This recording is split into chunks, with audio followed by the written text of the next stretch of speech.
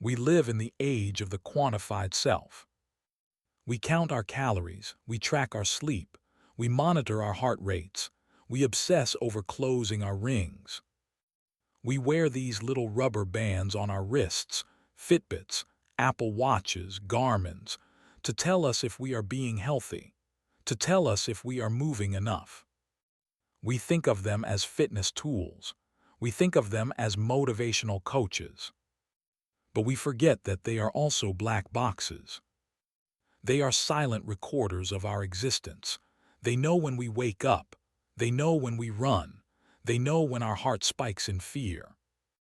And most importantly, they know when we stop. On December 23, 2015, 2 days before Christmas, police in Ellington, Connecticut, responded to a frantic 911 alarm. They arrived at a beautiful suburban home to find a scene of absolute chaos. There was smoke filling the house. There was a husband, Richard Dabate, lying on the kitchen floor. He was tied to a folding chair with zip ties. He was bleeding. He was gasping for air. He was moaning, "Help me." They hurt her. They hurt her. And in the basement, they found his wife, Connie. She had been shot. She was gone. Richard told the police a terrifying story. A story of a masked intruder. A giant man dressed in camouflage who broke in, tortured him, killed his wife, and then vanished into the woods. It was the kind of home invasion that nightmares are made of. A random act of violence in a safe town. The community was paralyzed. The police were on high alert. But as the detectives began to peel back the layers of Richard's story, they found holes. They found footprints that didn't exist. They found scents that the dogs couldn't track. And then they looked at Connie's wrist. She was wearing a purple Fitbit. And when they downloaded the data, that little piece of plastic told a story that was very different from Richard's. It told a story of a woman who was walking, moving, and living, nearly an hour after her husband said she was dead. This is the story of the Fitbit murder. It is the story of a man who thought he could outsmart the police with a Hollywood script, but was brought down by the pedometer on his wife's arm. It is the chilling tale of a double life, a secret pregnancy, and a Christmas execution. If you are fascinated by how modern technology is changing the face of criminal justice, if you want to see how digital footprints are becoming more powerful than DNA, please hit that subscribe ** button right now. You need to hear this story because it proves that in the 21st century, there is no such thing as a secret. To understand the tragedy, we have to look at the facade. Richard and Connie Dabate seemed to have it all.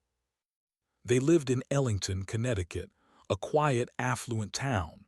Their house was large, sitting on a nice plot of land. Connie, 39, was a pharmaceutical sales representative. She was successful, driven, and beloved by everyone who knew her. She was the kind of person who remembered birthdays, who organized family events, who was the glue that held people together. Richard, 39, was a computer network administrator. He was friendly, chatty, the funny guy at the party. They had 2 young sons. To the neighbors, they were the perfect couple. But as we know in true crime, perfect is often a synonym for hiding something. December 2015 was supposed to be a happy time. Christmas was coming, the house was decorated. But inside the marriage, the foundation was rotting. Richard Dabate wasn't just a husband, he was a man with a secret life. A secret life that was about to get very expensive and very complicated. He had a mistress. And not just a fling, he had gotten his mistress pregnant. December 23, 2015. 9:00 a.m. Richard Dabate is at home, Connie is at home. The 911 call comes in later that morning. The panic alarm is triggered. When police arrive, they find the scene I described: smoke, blood, zip ties. Richard is taken to the hospital. He is treated for superficial knife wounds on his legs and arms. And then he tells the detectives what happened. His story was elaborate, it was detailed, it was almost cinematic. He said he had left for work, but turned around because he forgot his laptop. He came home around 9:00 a.m. He heard a noise upstairs. He went to check it out. He encountered a massive intruder. Richard described him vividly. He was 62. He was wearing a camouflage suit. He had a mask, and he had a voice like Vin Diesel, deep, gravelly, terrifying. Richard said the intruder demanded his wallet and PIN numbers. Then they heard the garage door open. It was Connie. She was coming home from the gym. Richard said he yelled, "Run, Connie, run." But the intruder was too fast. He said the intruder ran downstairs, confronted Connie, and shot her with Richard's own gun, a .357 Magnum that Richard kept in the house. Then, according to Richard, the intruder turned his attention back to him. They fought. It was a violent struggle. The intruder burned him with a torch. There was a blowtorch at the scene. The intruder stabbed him with a box cutter. The intruder tied him to a metal folding chair with zip ties. And then the intruder fled. Richard said he crawled across the kitchen floor, with the chair still attached to his back, and pressed the panic button on the alarm system. It was a harrowing tale of survival, a brave husband trying to save his wife from a monster.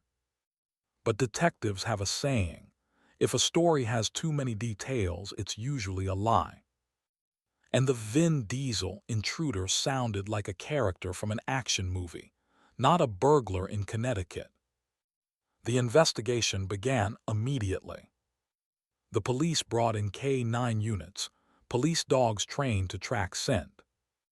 If a 62 intruder had run out of the house and into the woods, the dogs would pick up the trail instantly.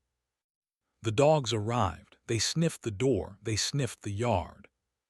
They found nothing. The dogs circled the house and stopped. They gave the no-trail signal. According to the dogs, no one had left that house on foot. Then the forensic team looked at the snow. There was a light dusting of snow on the ground. If someone ran away, there would be footprints. There were no footprints leading away from the house. There were only the footprints of the police officers arriving. Then they looked at the house itself. Nothing of value was taken. Richard's wallet was there. The jewelry was there. Why would a burglar break into a house, torture a man, kill a woman, and leave empty-handed? And why use the homeowner's gun? Burglars usually bring their own weapons. The Vin Diesel intruder was starting to look like a ghost. While the forensics team was working on the physical evidence, the financial investigators were looking at Richard's life. And they found the motive. Richard Dabate was living a lie. He had been seeing a woman named Sarah Ganser. She was pregnant, and she was due soon. Richard was trapped. He couldn't afford a divorce. He couldn't afford two families. If he divorced Connie, she would take the house, the kids, and half his assets. He would be ruined. But if he stayed with Connie, the mistress would expose him. Investigators found text messages between Richard and his mistress. He was promising her that he was going to leave Connie. He told her, "We're going to be a family, just wait." But he also told her, "I'm going to get divorced." He told Connie nothing. To Connie, they were trying for another baby. Richard was playing both sides, and the clock was ticking. Then they looked at his finances. Richard had tried to withdraw a large sum of money from one of Connie's accounts just days before the murder. The transaction was denied. He was desperate for cash.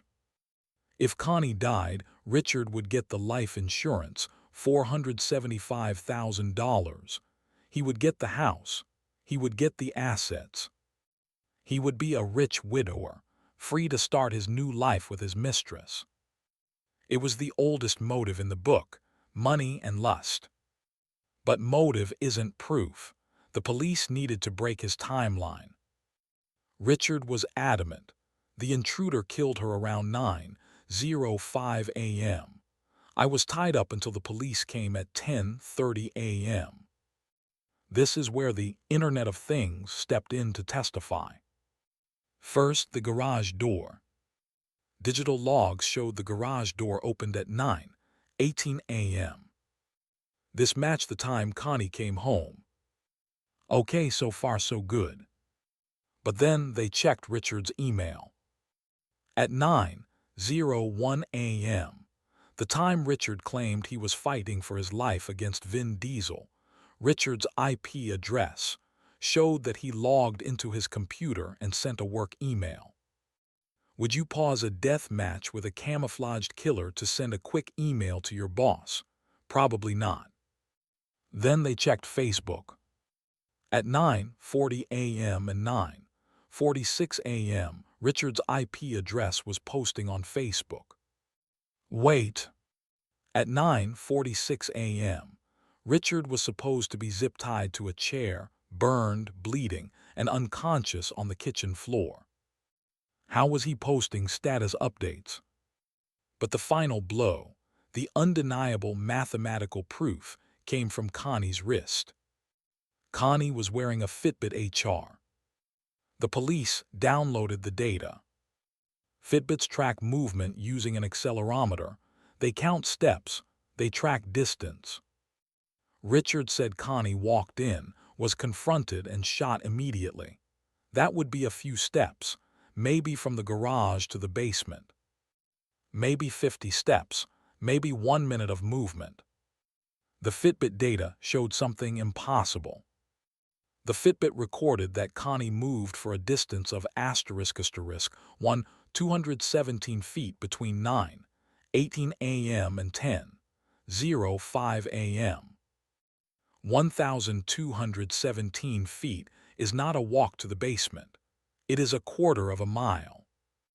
It means she was walking around the house, doing laundry, putting away groceries, moving freely for **47 minutes after she came home. The data showed she was casual. She wasn't running. She wasn't fighting. She was just living. According to the Fitbit, the murder time of 9:05 a.m. was a lie. She was alive at 9:30. She was alive at 10:00. The movement didn't stop until 10:05 a.m., which meant the intruder didn't kill her. Richard killed her. He waited until she had been home for almost an hour. They probably argued. And then he executed her. It took time to build the case. The police wanted to be perfect. In April 2017, they arrested Richard Dabate. He was charged with murder, tampering with evidence, and making a false statement. When they interrogated him about the Fitbit data, he couldn't explain it. Maybe the device is wrong, he stammered. Maybe she was running around fighting him. But the step cadence didn't match a fight. It matched a stroll. The police also analyzed the zip ties. Richard was found tied to a chair. But when forensic experts looked at the ties, they found something odd. The cuts on his skin were superficial. They looked like hesitation, inflicted. And the way he was tied. It was physically possible for him to tie himself. The detectives actually practiced it. They sat in the chair, looped the ties, and pulled them tight with their teeth or free hand. It was awkward but doable. Richard Dabate had staged his own torture. He had burned himself with the torch. He had cut himself with the box cutter. All to sell the Vin Diesel lie. The trial finally took place in 2022, delayed by COVID. It was a landmark case. It was one of the first times a wearable device was the primary witness in a murder trial.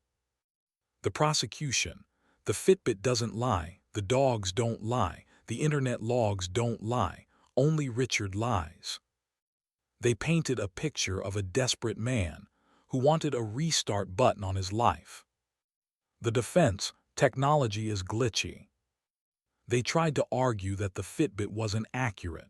They brought in experts to say, sometimes arm movements register as steps. They argued maybe she was flailing her arms while dying. But 47 minutes of flailing, 1,200 feet of flailing. It was absurd. The defense also tried to lean into the secret lover angle as proof of innocence. They argued, why would he kill her? He was in love with 2 women. It didn't make sense. But the most damning moment was the Vin Diesel voice. The prosecution played Richard's initial interview. The jury listened to him describe this movie villain. It sounded so scripted, so fake. And then the prosecution showed the photos of the pregnant mistress, the timeline of the birth, the financial ruin. The motive was crystal clear. The jury deliberated for a few hours. Guilty. First-degree murder. Richard Dabate stood up. He looked shocked. He had lived free on bail for years before the trial. He had maintained his innocence. He thought he was smarter than the algorithm. But the jury trusted the data. Judge Tony Belford sentenced him to asterisk 65 years in prison. Basically life. He will die in prison. The Fitbit murder is a turning point in criminal history. It marks the end of the he said, she said era. Now it is he said, the data said. Connie couldn't speak. She couldn't tell the police, he's lying. He didn't kill me at 9:00. I was folding laundry at 9:45. But her wrist spoke for her. The device she bought to get healthy ended up bringing justice to her killer. It also highlights the incredible arrogance of the modern killer.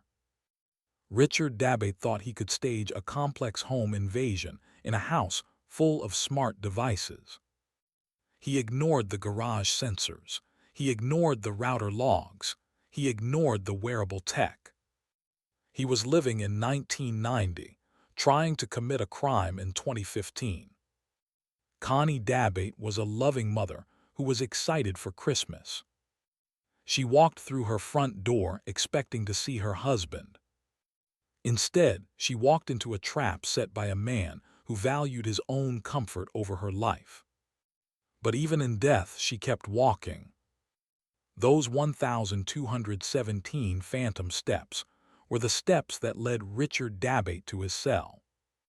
This story makes you look at your smart watch differently, doesn't it? It's basically a digital witness protection program on your wrist. Do you think smart device evidence is reliable enough to convict? Or is there a danger in trusting tech too much? Let me know your thoughts in the comments below. If you enjoy stories where technology catches the killer in a lie, please hit that asterisk like asterisk button. And subscribe asterisk. I have a story coming next week about a man who Googled how to dispose of a 115 lb body on his son's iPad and forgot to delete the history.